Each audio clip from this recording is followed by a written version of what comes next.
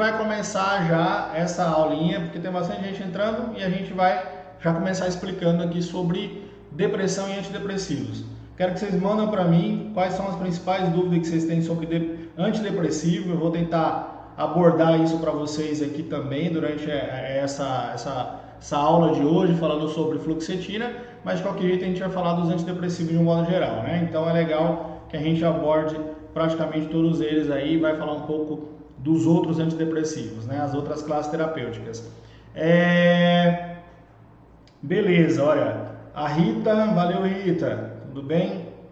Quem mais está aí com a gente aqui? Tá, o Fernando, a Rita, a Roberta, o Tilmar, quem mais? Tem mais gente entrando.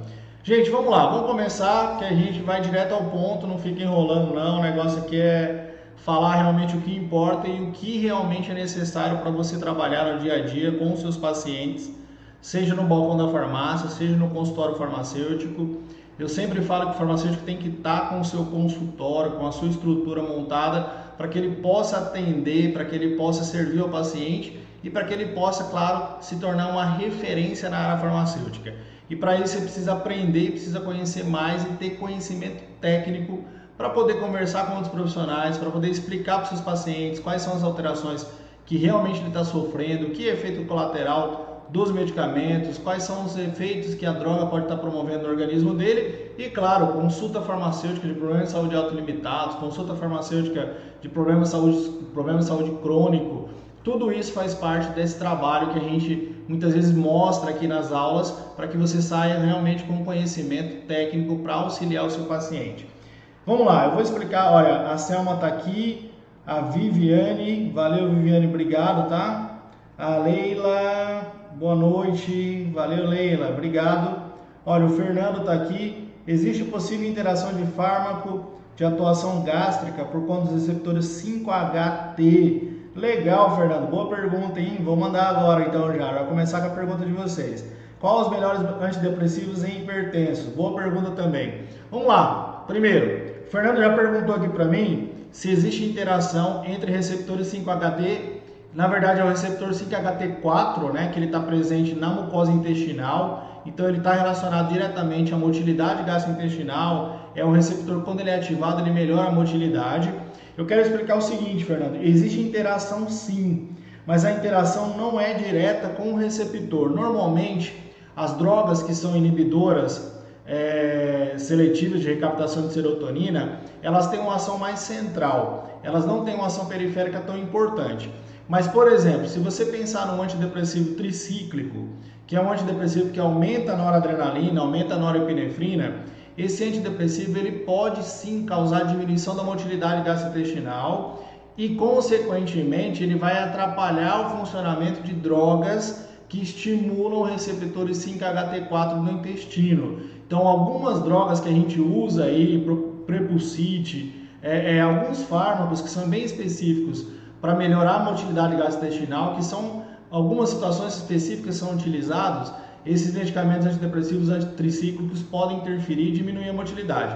Eu vou dar uma dica, nós não vamos falar hoje só de tricíclico, nós vamos falar de fluoxetina, que é o principal, mas a gente precisa lembrar que o tricíclico ele reduz a motilidade gastrointestinal, ele causa constipação intestinal, é muito comum o paciente que toma nortriptilina, amitriptilina ou imipramina ter constipação intestinal. Então, atrapalha sim os receptores ou o funcionamento da motilidade gastrointestinal a nível periférico, principalmente os tricíclicos. Os seletivos, como a fluoxetina, normalmente não interferem nesse processo. Em alguns pacientes mais sensíveis, ele pode aumentar a atividade da serotonina em receptor 5-HT3 e 5-HT4, causando ou diarreia ou causando vômito. Isso é um evento colateral que pode acontecer, um efeito colateral que pode acontecer com a fluoxetina, mas em alguns pacientes que são mais sensíveis podem ter essa alteração.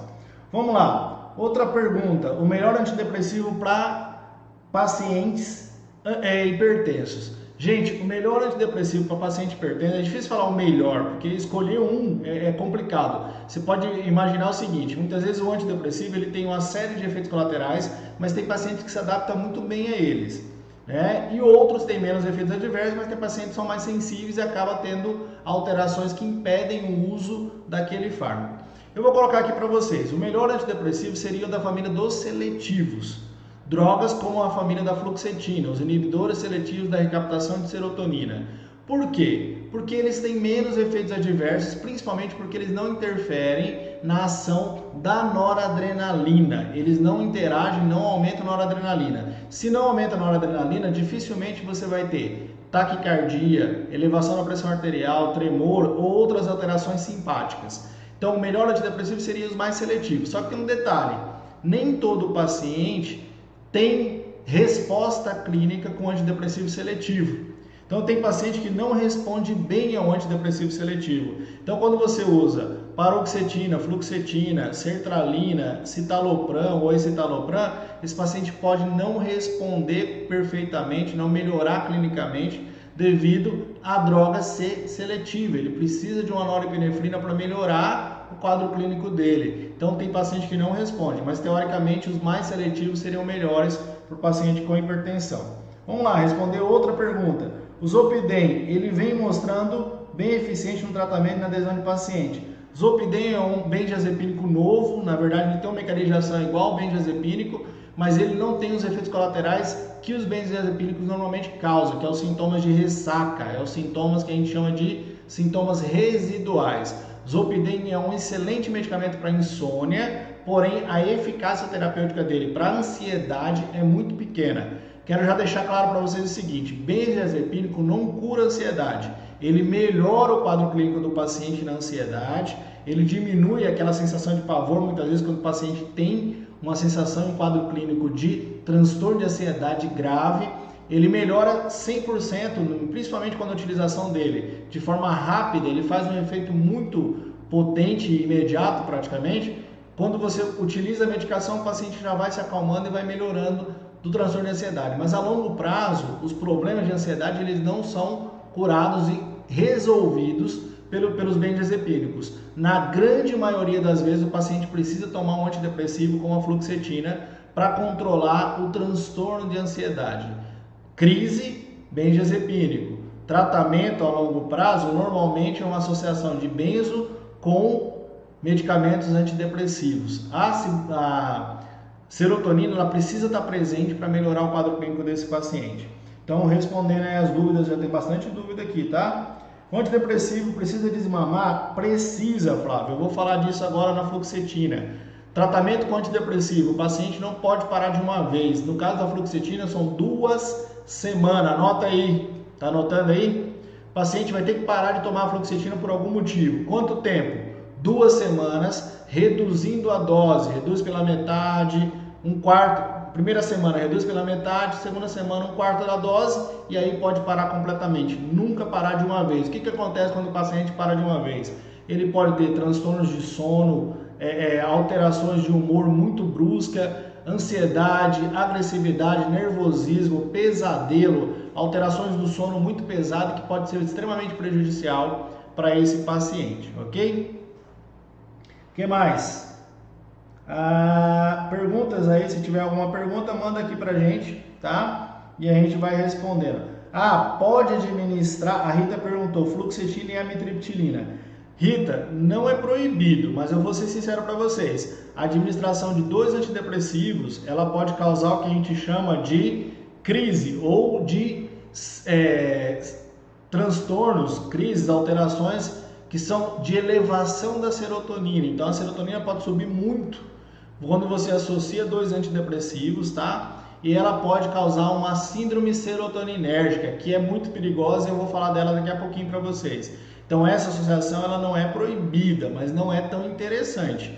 Não tem uma resposta muito melhor do que a utilização do antidepressivo sozinho e a associação pode trazer um risco de crise de síndrome serotoninérgica que pode ser extremamente perigosa para o paciente, beleza? Tá? Vamos continuar aqui? Vamos lá, olha, aproximadamente 80% dos indivíduos fazem algum tratamento com depressão, para depressão, eles vão ter outros episódios. Então, quando a gente fala de transtorno depressivo, gente, já estamos falando de um problema que é um problema episódico e crônico.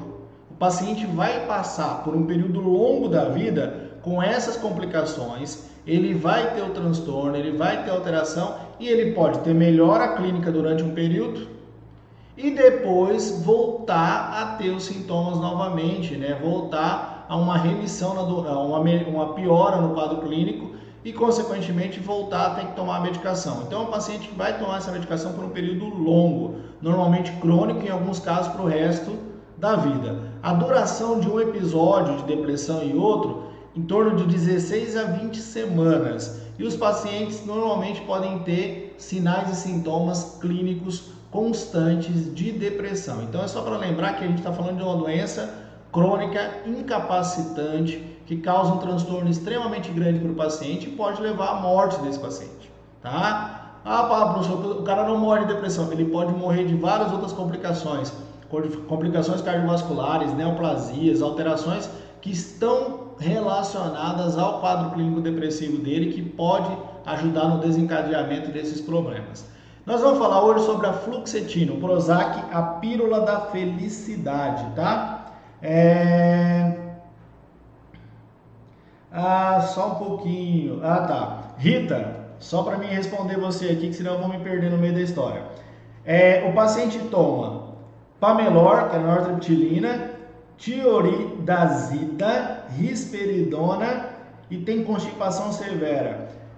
Rita, tem tudo a ver, tá? Por quê? Na verdade, ele está utilizando dois antidepressivos, dois medicamentos que têm uma atuação muito mais simpática, principalmente o Pamelor tem uma atuação simpática muito intensa, tá? E você tem a ação da risperidona também, no bloqueio dopaminérgico, que pode diminuir a motilidade gastrointestinal. Então, o que eu quero que vocês entendam é o seguinte: essas associações elas podem acontecer em alguns pacientes que têm um transtorno de humor mais grave. Então o paciente toma aí dois antidepressivos e um estabilizador do humor ou um neuroléptico, como é o caso aqui da risperidona, é um neuroléptico, tá? Esse neuroléptico ele estabiliza muitas vezes e não deixa que o paciente comece a ter crises psicóticas, porque quando você associa mais de um antidepressivo num paciente que tem predisposição a crises psicóticas, ele pode ter um transtorno psicótico, então ele pode desencadear esse processo se ele tiver perfil para isso. Quando você coloca a risperidona, você dá uma estabilizada nesse processo. Constipação pode estar relacionada com a Pamelor e pode estar relacionada também a risperidona em algumas situações. O que acontece? Quando você tem uma ação de aumento da atividade simpática, você faz o intestino diminuir a sua motilidade.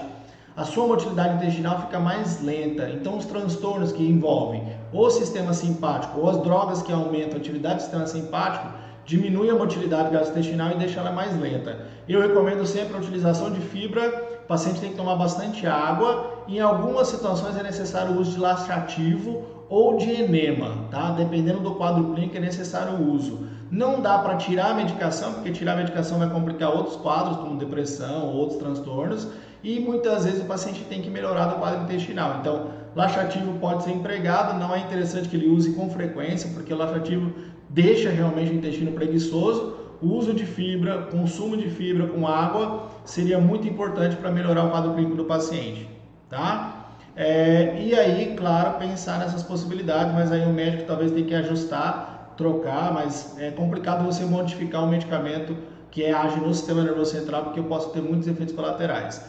Aprovada em 1972, a fluoxetina só entrou no mercado em 86, eu nasci em 81, então ela tinha 4 aninhos ali, 5 anos quase, né, quando a fluoxetina começou a funcionar e a ser utilizada, e ela até hoje é conhecida como a pílula da felicidade, o Prozac.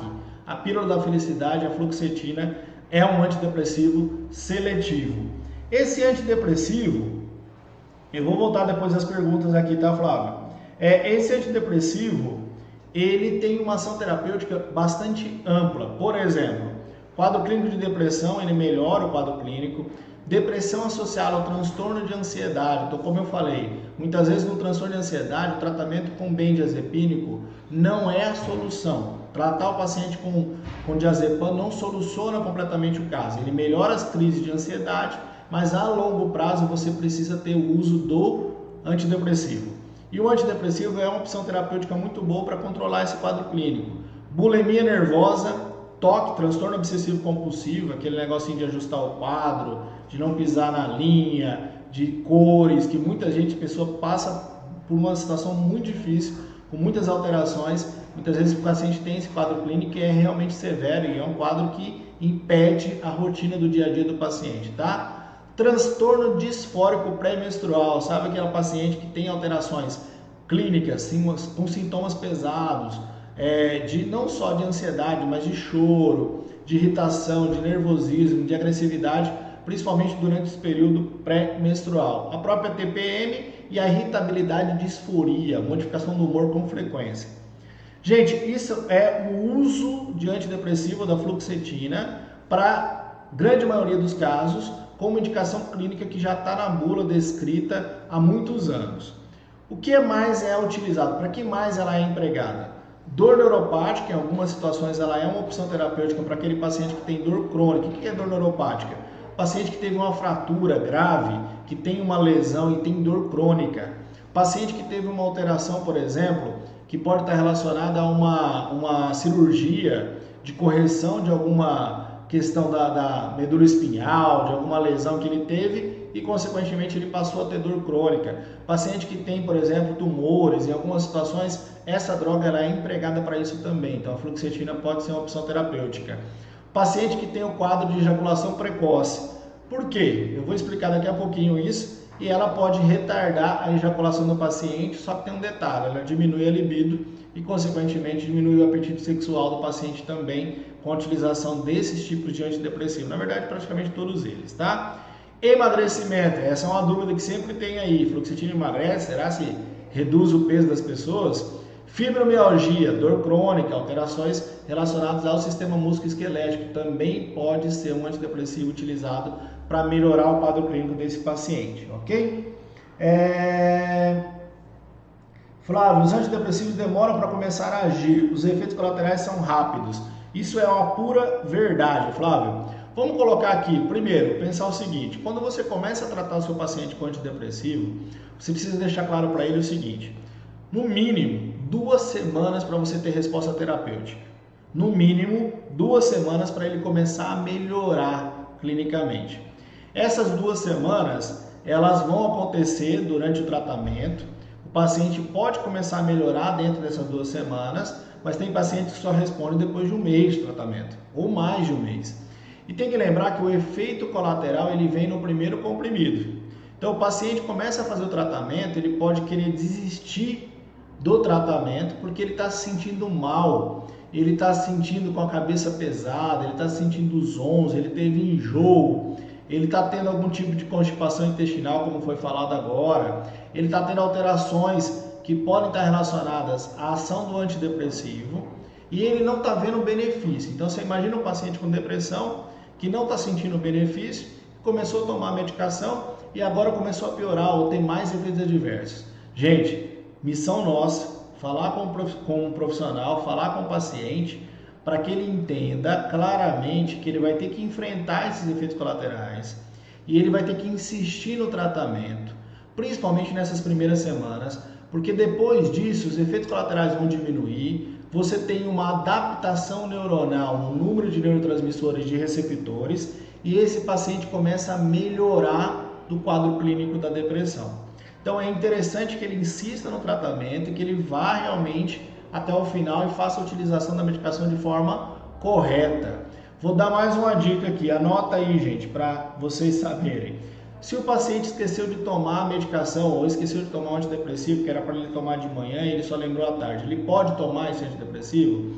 Ele pode, tá? Ele pode tomar essa medicação dentro das 24 horas, desde que ele não tome uma dose exagerada nessas 24 horas. Quer dizer, ele não pode tomar essa dose e logo em seguida já tomar outra dose da medicação. Então, se ele lembrou à tarde, ele vai utilizar essa medicação normalmente e ela vai continuar fazendo efeito no organismo desse paciente.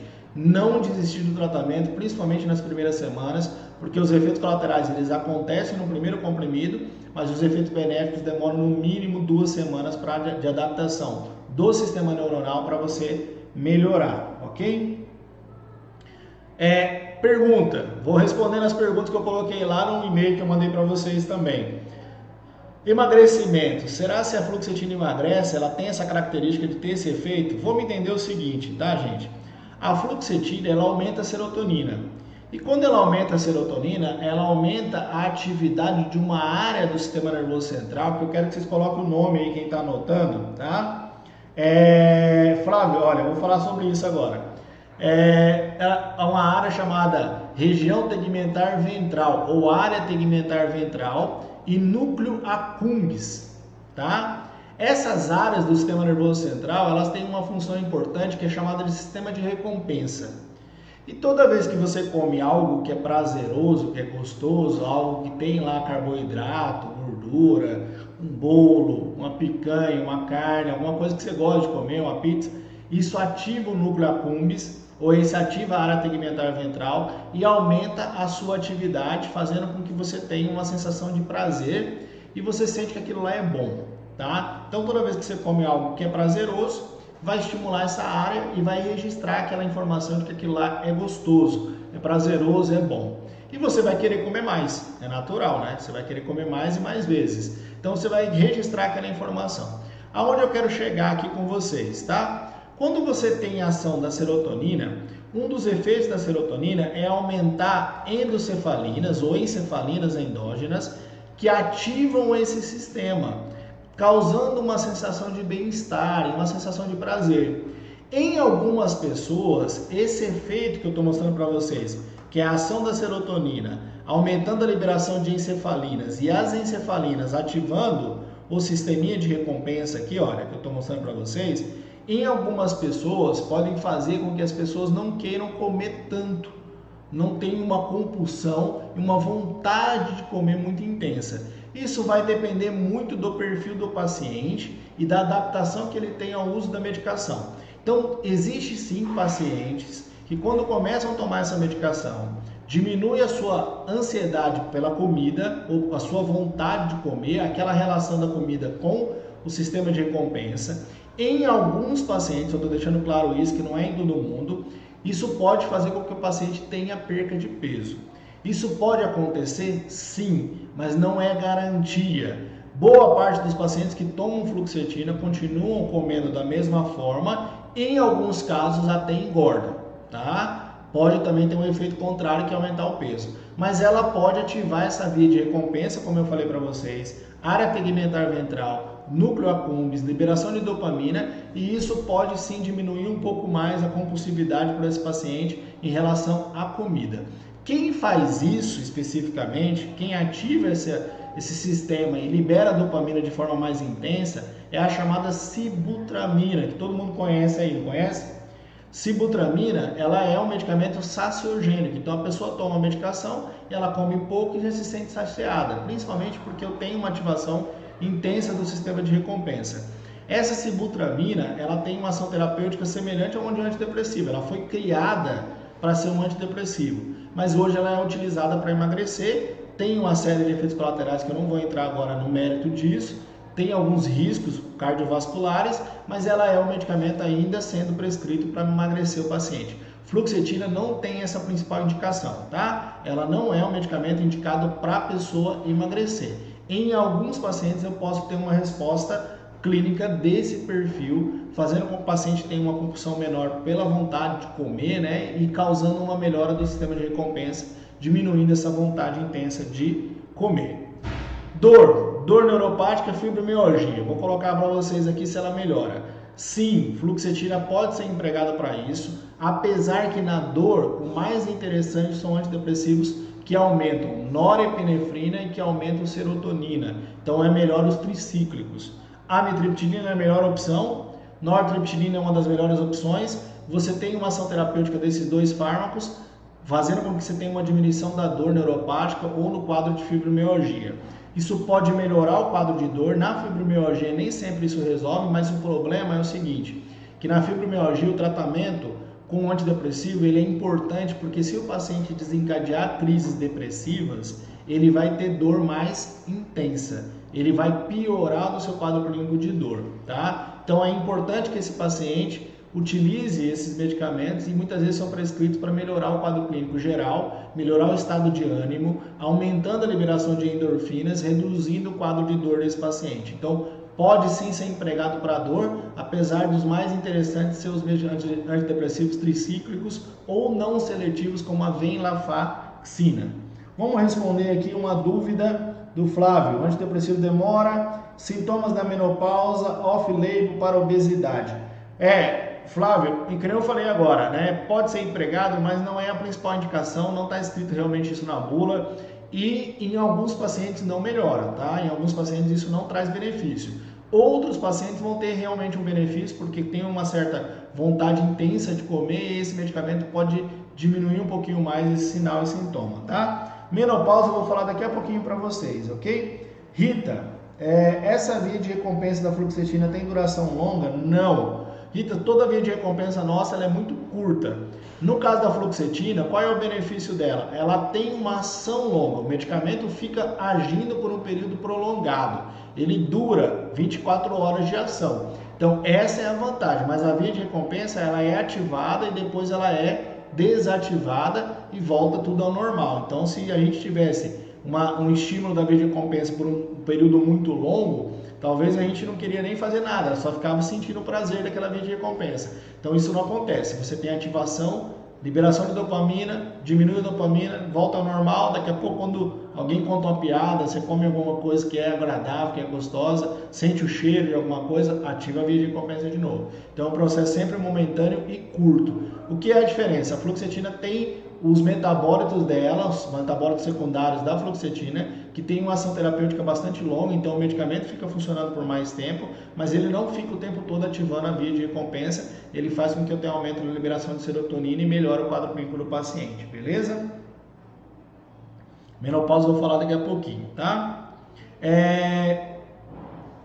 Quando a gente pensa aqui, olha, na utilização dessas medicações, então eu respondi algumas perguntas já. Na posologia, então eu coloquei até uma pergunta lá numa enquete no Telegram.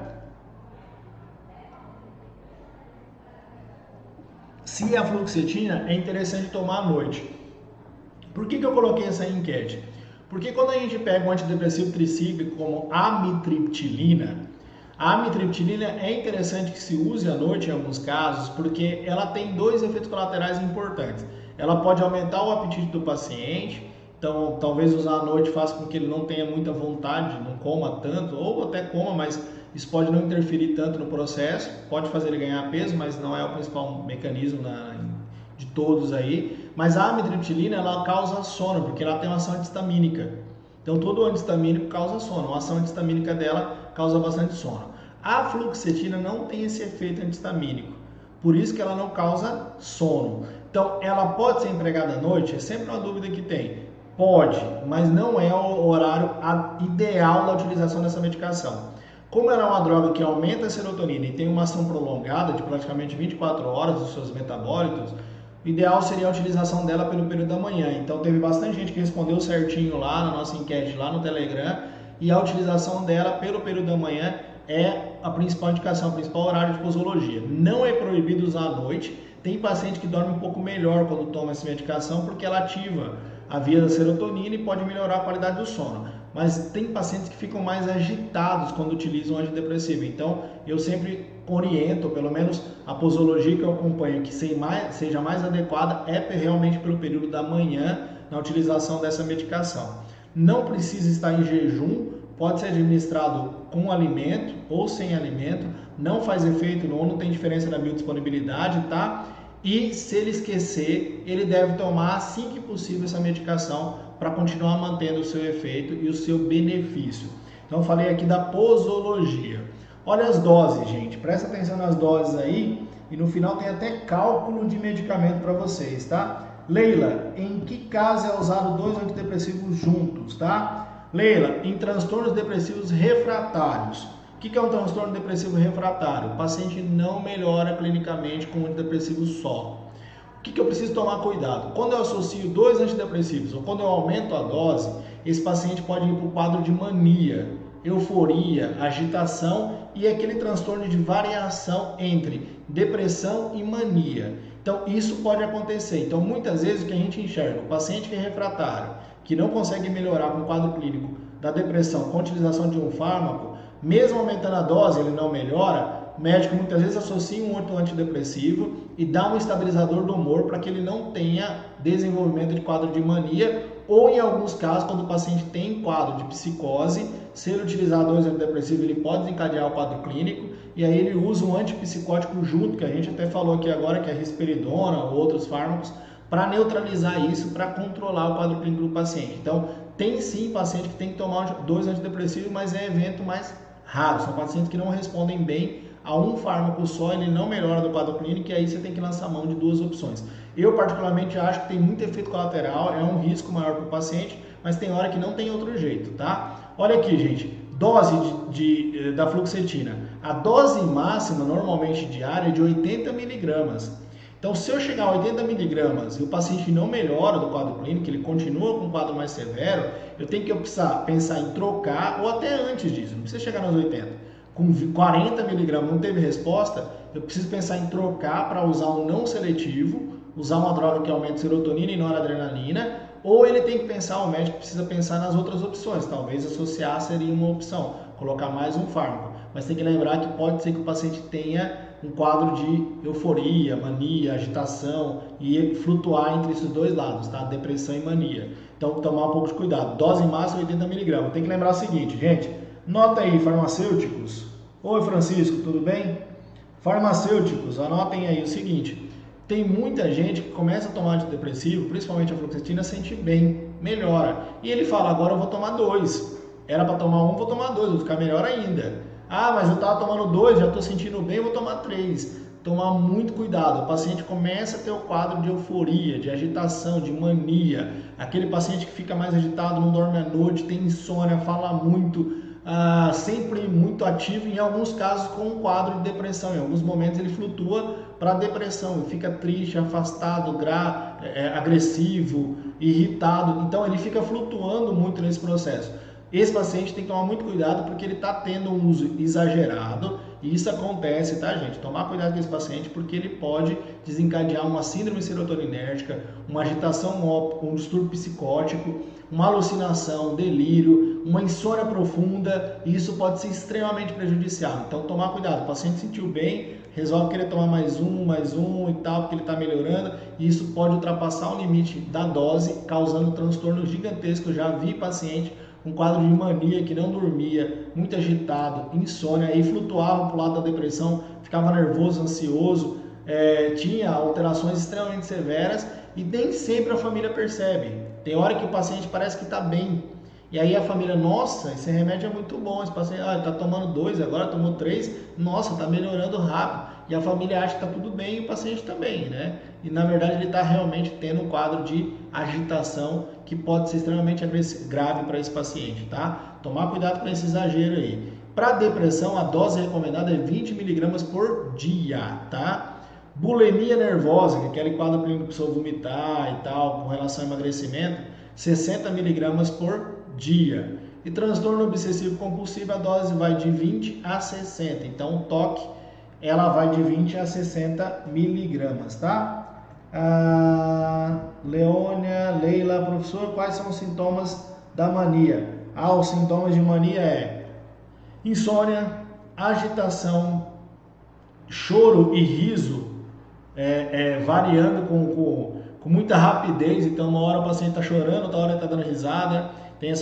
Ele pode ter alucinação, ele pode ter algum tipo de delírio, ele pode ter uma agitação e uma agressividade maior.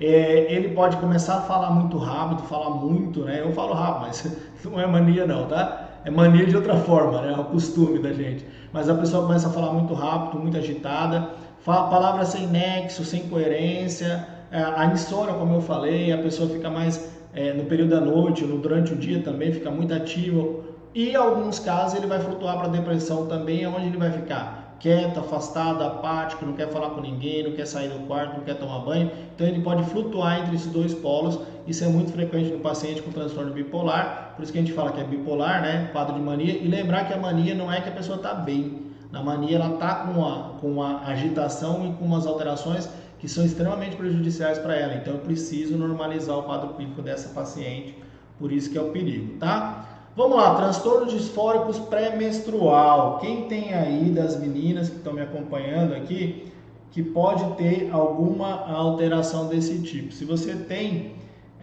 uma das possibilidades, quando a pessoa tem um transtorno disfórico muito grave, tem um transtorno do humor muito intenso durante o período menstrual, uma das possibilidades é a utilização de antidepressivo.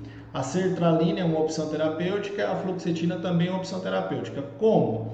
Pode ser empregado o uso contínuo dessa medicação quando as pacientes têm alterações mais severas. A paciente vai tomar diariamente essa medicação, ou ela pode tomar durante 14 dias antes da menstruação, os 14 últimos dias do ciclo, tá? Ela vai tomar do meio para o final, até o dia da menstruação. Então ela vai tomar essa medicação durante esses 14 dias, que vai aumentar a quantidade de serotonina no sistema nervoso central, diminuindo os sinais e sintomas. Isso não é para todo mundo. Então, se você tem um transtorno, uma TPM leve, né, que nunca deu vontade de matar ninguém, né, pode acontecer, ou que nunca deu um transtorno muito severo, muito grave, não é para você, tá? Não é utilizado e não acho interessante você utilizar. Mas se o paciente tem um quadro clínico mais severo, o médico pode prescrever, durante 14 dias ela vai utilizar o medicamento, o antidepressivo, e depois ela volta nos próximos 14 dias do próximo ciclo. Isso diminui muito o transtorno. Existe até alguns anticoncepcionais que vêm com medicamento que é para produzir, que é a base de triptofano para produzir serotonina. Então eu lembro que tem o Levordiol, alguns medicamentos que vêm com aminoácido para você produzir mais serotonina e evitar esse transtorno, né? Diminuir esse transtorno. Nem sempre funciona tão bem, mas o antidepressivo pode ser empregado de uso contínuo em algumas prescrições ou nos 14 dias antes da menstruação, tá? Antes do primeiro processo da menstruação, ok? A Rita, como saber se o antidepressivo é melhor indicado para o paciente? Só usando, Rita. Outra pergunta. Esse episódio de mania pode acontecer com anestésico? Normalmente não, o anestésico não causa mania, mas ele pode causar disparo do sistema nervoso autônomo, simpático, ele pode causar alterações que pode deixar o paciente mais agitado, mas anestésico normalmente deprime o sistema nervoso central, diminui a atividade. Em algumas circunstâncias aí pode causar alguma alteração, mas não é normalmente mania. Mania é um quadro longo, normalmente por um período mais arrastado, por um período mais crônico, e ele flutua entre alguns períodos de depressão e mania. O paciente bipolar acontece isso. É uma pergunta aqui, olha, que você falou sobre a questão a Rita perguntou sobre qual o melhor antidepressivo. Gente, o melhor antidepressivo é o que funciona. É verdade isso. Por quê? Porque normalmente o médico vai optar por uma classe que ele tem mais confiança. O paciente vai começar a tomar e ele vai avaliar a resposta. Por isso que o receituário do antidepressivo é para 60 dias de tratamento. Esse paciente precisa voltar com o médico para avaliar se ele está tendo melhor ou não. Porque se não tiver melhor, ele precisa ajustar a dose, trocar o antidepressivo, utilizar outro. Então é uma adaptação. Tem pacientes que se dão muito bem, melhoram realmente, e tem pacientes que não, demoram para conseguir ter um resultado. Então é realmente o que dá mais certo para aquele paciente, o que se encaixa melhor.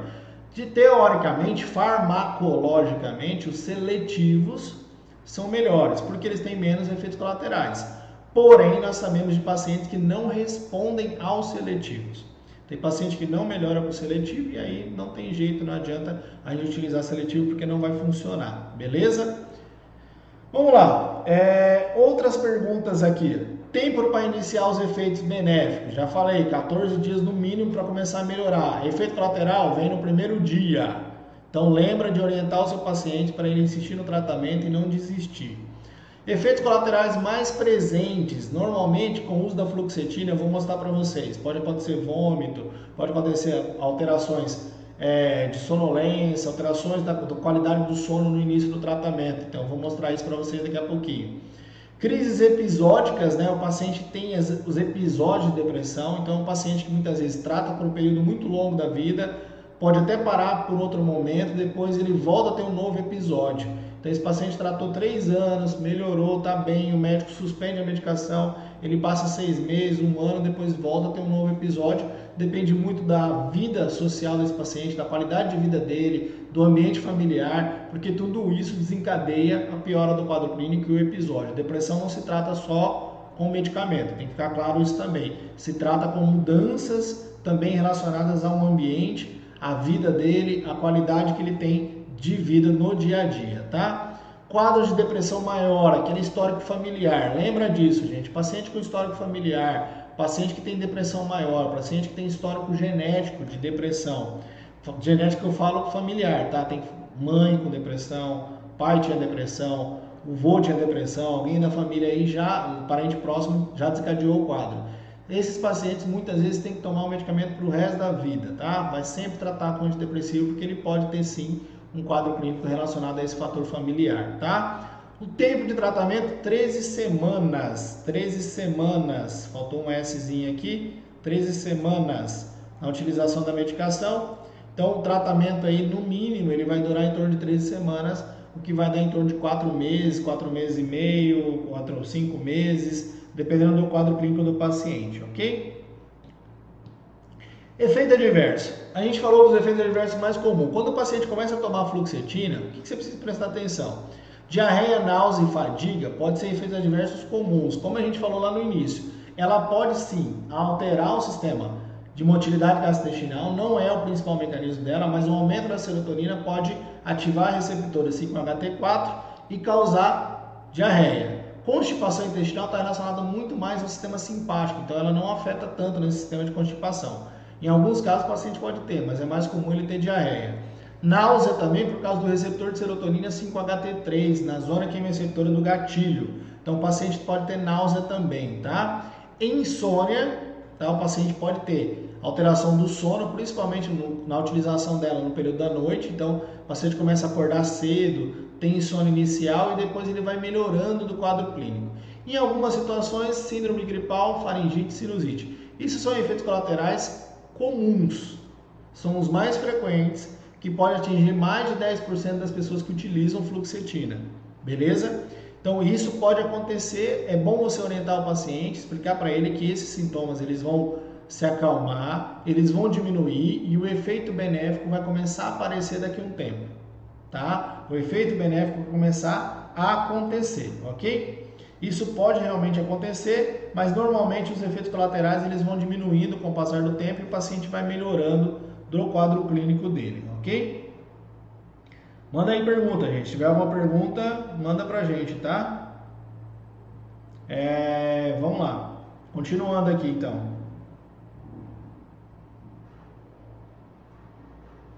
Só para olhar se tem alguma perguntinha, se não tem, manda aí pra gente, tá? Se tiver alguma pergunta, a gente tá aqui para responder e para ajudar vocês aí.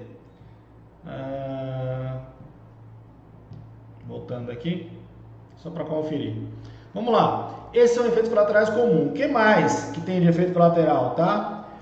O que mais? Olha esse quadro. Olha essa listinha, tá? Essa é uma listinha da bula. Sabe quando o paciente começa a ler a bula, ele começa a sentir tudo? Já perceberam que tem paciente que é assim? Ele começa a ler a bula e começa a sentir. Ele não estava sentindo nada, mas ele começa a ver, ele sente dor no estômago, ele começa a sentir ânsia de vômito, ele começa a ter tremor, ele começa a ter alterações.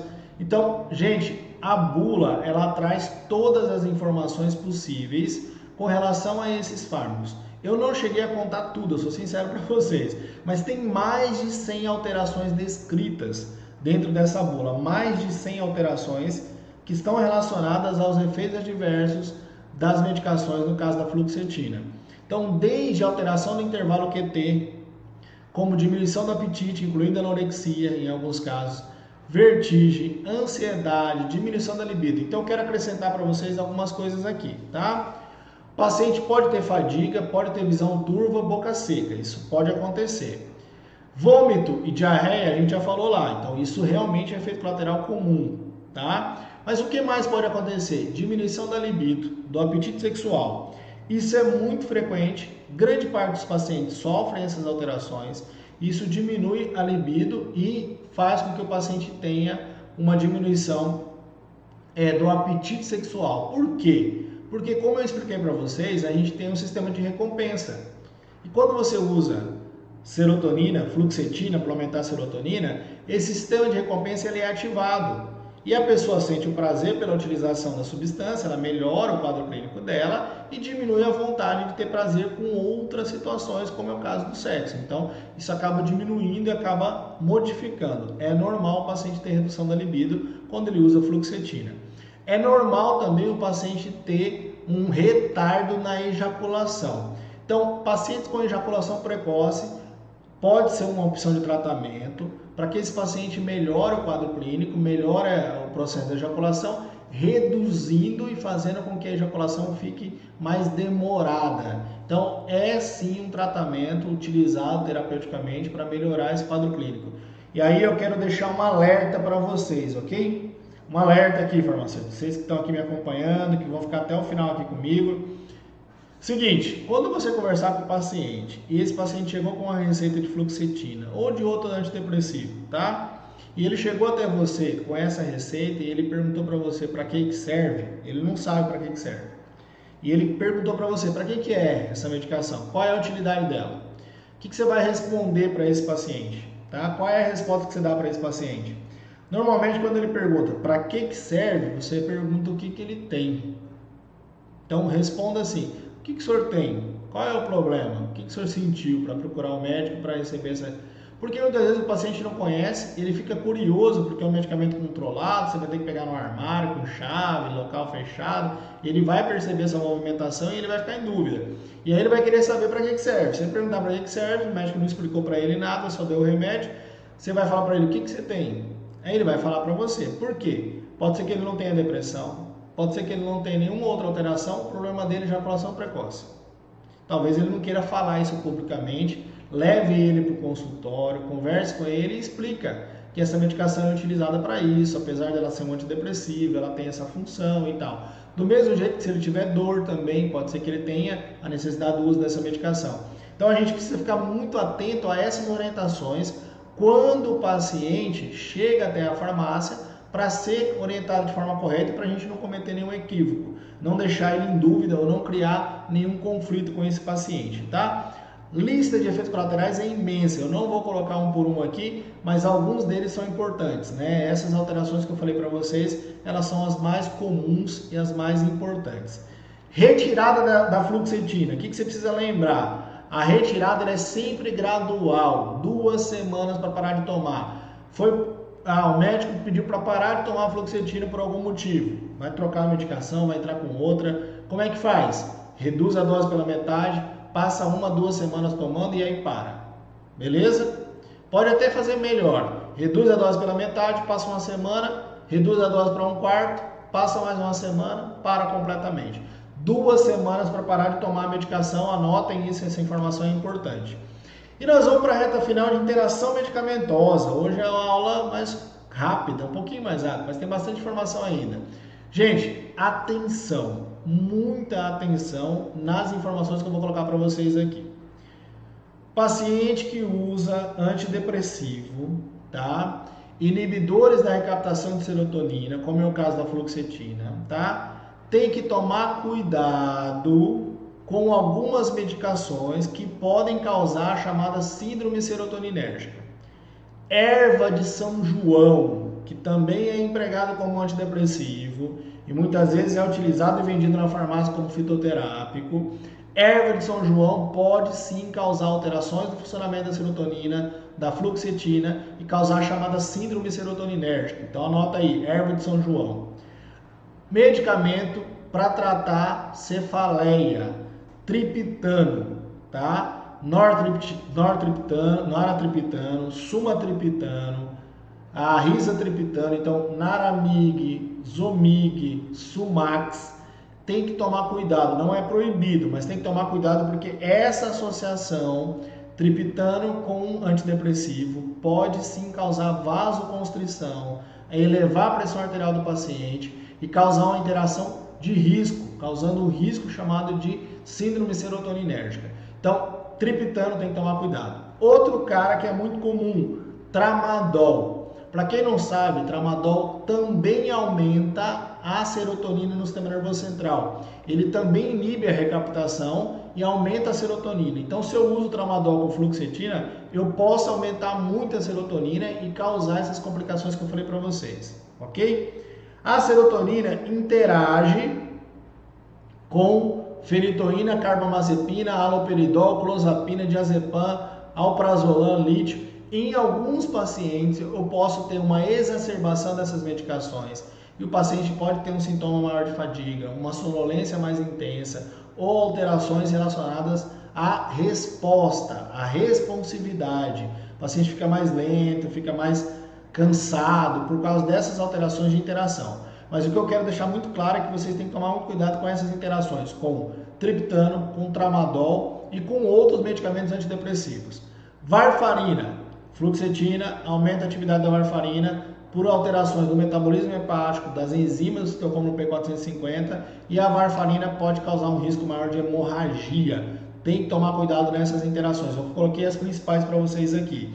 Interação com medicamentos antidepressivos, com medicamentos da família do medicamento para cefaleia, triptanos, né, Sumax, Zomig, Naramig e tramadol. Tramadol pode interagir sim, causando um risco maior. Varfarina, aumenta a chance da varfarina causar hemorragia, tá? O que é síndrome serotoninérgica?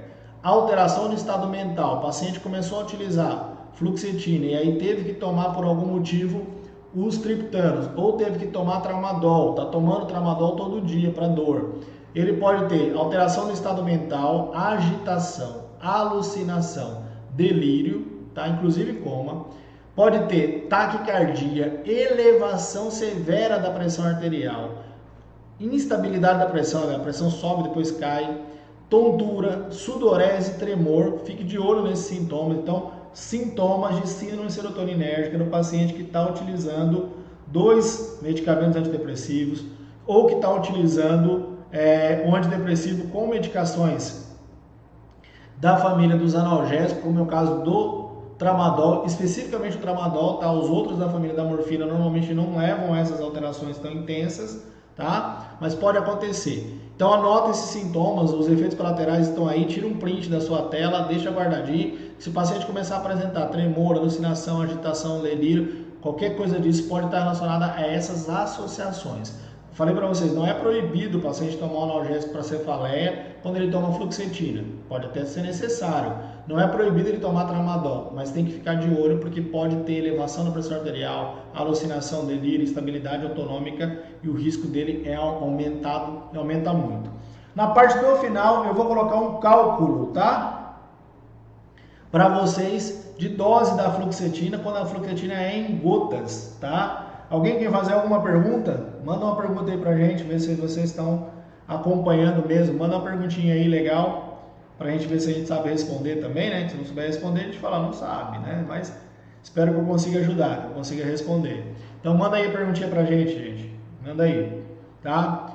Receituário. Hoje me mandaram uma pergunta logo de manhã, na verdade foi de noite, de madrugada, e eu fui responder só hoje de manhã lá no Instagram. Gente, uma farmácia, vamos colocar aqui quem é a pessoa, mas a pessoa que mandou para mim é uma farmacêutica, onde as pessoas que trabalham junto com ela, elas não aceitavam receita de medicamento C, da família C, como é o caso da fluoxetina, se não tivesse nesse modelo aqui, tá? Eu não vou explicar isso agora, eu quero que vocês falem para mim, tá certo ou não isso? Eu só posso aceitar a receita da medicação à base de fluoxetina ou da família C, se ele tiver nesse modelo que vocês estão vendo aqui, olha, escrito receituário de controle especial, identificação, nome do paciente, identificação do comprador, fornecedor, sim ou não? Responda para mim aí, manda essa mensagem para mim agora, para eu saber se vocês estão por dentro ou não disso, eu vou explicar daqui a pouquinho. Eu quero mostrar um cálculo. As pessoas perguntam para a gente, professor, como é que faz a dispensação de medicamento controlado em gotas, tá? Então lembra o seguinte, quando a gente fala da fluoxetina, o tratamento é para 60 dias, 2 meses.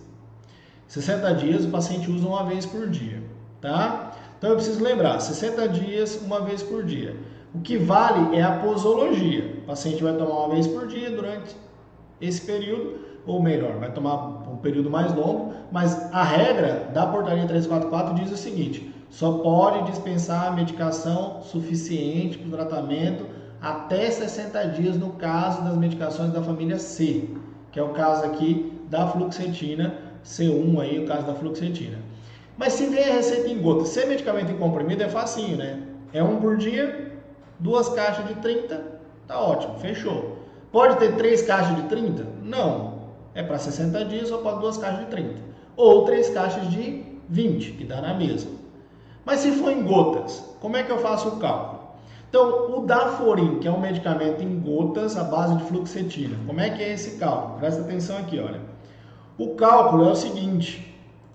O Daforin, ele vem em 20 mg por ml, tá? Uma gota, tá? Aqui não é um grama, tá? Aqui é uma gota. Uma gota equivale a 1 mg. Isso é a dose dele, a concentração dele, tá? 1 ml equivale a 20 gotas, é equivalente. 1 ml, 20 gotas de Daforin. Um frasco de 20 ml tem 400 gotas. É só multiplicar. Se vem 20 ml, né? E 1 ml equivale a 20 gotas, a gente faz a regrinha de 3 e dá o quê? 400 gotas. Então, 20 vezes 20, 400. 20 ml é o vidrinho todo. Cada ml tem 20 gotas, então equivale a 400 gotas do vidrinho todo. Então, esse cálculo eu já fiz para vocês. Olha, um frasco, um vidrinho, tem 400 gotas, tá? O paciente lá meu, ele vai tomar 8 gotas por dia. 8 gotinhas por dia, tá? A portaria 344 diz que só pode tratamento para 60 dias. Então, um frasco tem 400 gotas, ele vai tomar 8 gotas por dia, eu faço a regrinha de 3, multiplico aqui cruzado, tá? Divido 400 por 80, um frasco vai dar para 50 dias de tratamento, ok? Se o médico prescreveu 2 frascos, é possível você dispensar os 2 frascos. Professor, mas é só 10 dias. Mas nesse caso, é importante que o tratamento seja completo. A portaria não define exatamente esse processo, mas é importante que o tratamento seja completo, que o tratamento funcione para o paciente. Então é melhor eu ter a medicação para o paciente tomar no período adequado, do que eu esconder a medicação, segurar ela e não dispensar e o paciente tem que parar de tomar a medicação no meio do caminho. Então, nesse caso, ele vai tomar a medicação, vocês entenderam o cálculo aí? Tá? Eu não sei se está atualizando aqui o meu, eu acho que vocês já responderam, tá? Mas não está atualizando aqui o meu, mas vamos lá. Vocês entenderam o cálculo aqui, gente? Conseguiram entender? Tá? Aqui, ó, responderam. Como saber qual antidepressivo é melhor? Não, a Rita, o episódio pode... Não, a Denise. Não pode... Pode sim aceitar na branca normal também. Beleza. Então, eu vou responder já daqui a pouquinho. Vocês entenderam o cálculo aí, gente? Conseguiram compreender o cálculo? Tá? A Rita. Risperidona pode causar efeitos residuais que causam tremores, como o haloperidol? Rita, pode, mas muito menos que o haloperidol, tá? Esse não é efeito residual, não. Isso chama de cinesia e distonias. São tremores constantes. O haloperidol e os neuroléticos não seletivos são os mais perigosos. Eles causam esses tremores com muita frequência, com muita intensidade. O haloperidol principalmente. Risperidona, olanzapina e a quetiapina, muito menos. É muito seletivo para o sistema límbico, então normalmente não causa alteração motora. Pode causar em alguns pacientes mais sensíveis, mas o efeito colateral é muito menor. Então, distenesia e distonias é bem pequeno comparado aos efeitos colaterais que a gente tem com haloperidol, com clopromazina ou levopromazina, que são mais perigosos. Entenderam o cálculo aqui? Tratamento para 50 dias, nesse caso, paciente tomando 8 gotas por dia, tá? Só fazer a regrinha, 400 gotas, divide por 8, dá para 50 dias. Se for 2 frascos, posso dispensar os 2 frascos, o paciente vai fazer o tratamento certinho e vai tomar a medicação, e é importante que o paciente faça o tratamento correto. Vou voltar à receita, tá? Vou voltar à receita. Respondido certo, parabéns, Denise, parabéns, tá? Correto, não é obrigatório, a legislação não obriga, ela recomenda que o receituário seja esse. O que ela obriga? Que tenha a identificação do emitente completa, a identificação do paciente, a prescrição e que você, se for necessário, carimba a identificação para escrever à mão a identificação do comprador e do fornecedor também.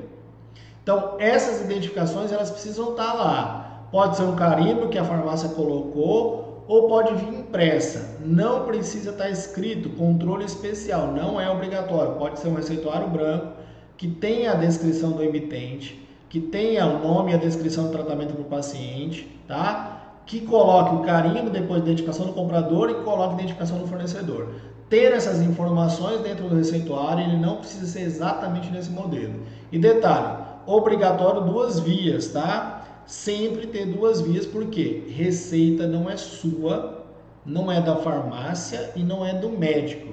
Sabe de quem que é essa receita? A receita é do paciente. Eu acho legal porque as pessoas esquecem que a receita é do paciente. A receita é do paciente, então a receita ela tem que ter a segunda via para o paciente levar para casa, para ele saber como tomar a medicação, ok?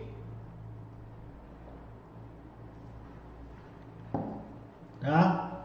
Beleza, receita branca em 2 vias com identificação, olha. Pode sim, então essa briga está resolvida aí, valeu?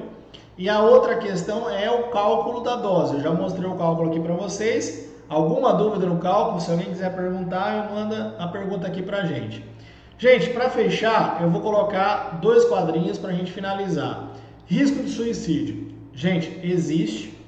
Pacientes que têm histórico de tentativa de suicídio, não é interessante que se utilize a fluoxetina. Os antidepressivos podem aumentar, sim, potencializar a chance de suicídio dos pacientes, principalmente no caso da fluoxetina, porque ela aumenta a impulsividade. A fluoxetina aumenta muito a liberação de serotonina de forma muito rápida e ela aumenta a impulsividade. Ela deixa o paciente mais ativo e mais disposto a cometer o ato. Então, nesse caso, tem que tomar um pouco de cuidado. Claro que o paciente que tomar fluoxetina não quer dizer que ele vai se matar. Mas pacientes que já têm algum histórico de tentativa anterior, tem que ser muito bem monitorado, acompanhado, não ficar sozinho, não ficar no local fechado sozinho, porque isso pode trazer algum transtorno e algum perigo para esse paciente. Então, é realmente um risco que aumenta com a ação da fluoxetina, mais da fluoxetina do que dos outros antidepressivos. É um risco maior com a ação da fluoxetina do que com os outros antidepressivos, ok? Receita do paciente, isso mesmo. E os fatores, as fases do tratamento da depressão. A gente sempre fala que tem fases e o paciente sem depressão, depois ele entra na fase aguda da depressão, ele vai fazer o tratamento, tem uma melhora clínica, nem sempre ocorre uma recuperação completa do paciente e pode acontecer recorrências de episódios depressivos. Então saiba que o tratamento da depressão é crônico, é de longo prazo, o paciente pode ter outros episódios depressivos e muitas vezes não se cura simplesmente com um tratamento de 6 meses, ou de 12 meses, ou de mais de 1 ano. Ele pode até parar a medicação, mas ele pode retornar e ter outros episódios no futuro. Então, fechamos aqui as orientações.